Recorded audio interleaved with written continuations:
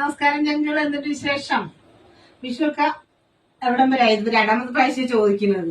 ഇവിടെ എന്താ പരിപാടി? ഇന്നലെ ഇതൊക്കെ നിരത്തി വെച്ചിട്ട് എന്താ ഇവിടെ ഇരിക്കുന്നതല്ലേ? വിഷു കണി കാണാനുള്ള സംഭവങ്ങളും എല്ലാം ഞങ്ങക്ക് ഒരു ആള് ഗിഫ്റ്റ് തന്നതാണ് കേട്ടോ. ഗിഫ്റ്റ് പറയാൻ പറ്റില്ല, വിഷു ആഘോഷിക്കാനുള്ള സാധനങ്ങൾ എല്ലാ ഓണത്തിനും വിഷുവിനും തരുന്നതാണ് ഞങ്ങളുടെ രാജേട്ടൻ. അതായത് പുളിങ്കൂടത്തുള്ള രാജ് കൺസ്ട്രക്ഷൻ എല്ലാ വർഷവും തരുന്നതാണ്. അപ്പൊ പണിക്കാർക്ക് ആളെല്ലാ പണിക്കാർക്കും കൊടുക്കുന്നതിന്റെ ഒപ്പം നമുക്ക് തരാണ്ട് നമ്മുടെ വണ്ടി ആൾക്കാണ് ഓടാൻ പോണത്. അപ്പൊ അതിന്റെ ഒപ്പം തരുന്നതാണ്. ഇതാ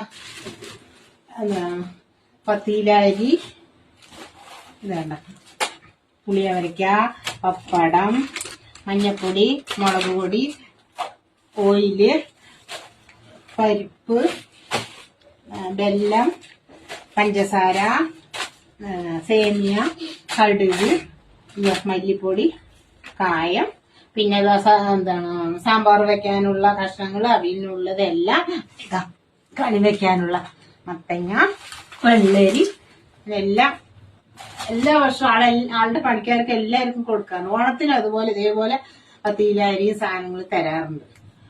അപ്പോ അവര് ആളുടെയാണ് വണ്ടി മറ്റേ സൈറ്റിക്കൊക്കെ ഇത് കൊണ്ടുപോകണത്, കല്ലും ഒക്കെ കൊണ്ടുപോകണത് നമ്മളാണ്. അപ്പോൾ നമുക്കും അതിൻ്റെ ഒക്കെ തരുന്നതാണ്. അത് പോയി വാങ്ങിക്കൊണ്ട് വന്നാണ് ഇത്രയും സാധനങ്ങൾ അത്രയും പണിക്കാർക്ക് കൊടുക്കാൻ പറ്റുക എന്ന് പറഞ്ഞുകൊണ്ട് അയാൾക്ക് ദൈവത്തിന്റെ അനുഗ്രഹം ഉള്ളത് കൊണ്ടും അയാൾക്ക് അത് ചെയ്യാൻ പറ്റുന്നുണ്ട്. എല്ലാ വർഷവും കുറേ വർഷമായി ഇതിങ്ങനെ ചെയ്യാൻ തുടങ്ങിയിട്ട് ആള് രാജേട്ടൻ, രാജ് കൺസ്ട്രക്ഷൻ പുൽക്കൂട്ടം. അപ്പൊ എല്ലാരും വിഷു ഓടുമ്പോഴായി വിഷുവൊക്കെ അടിച്ചു പൊളിക്കുക.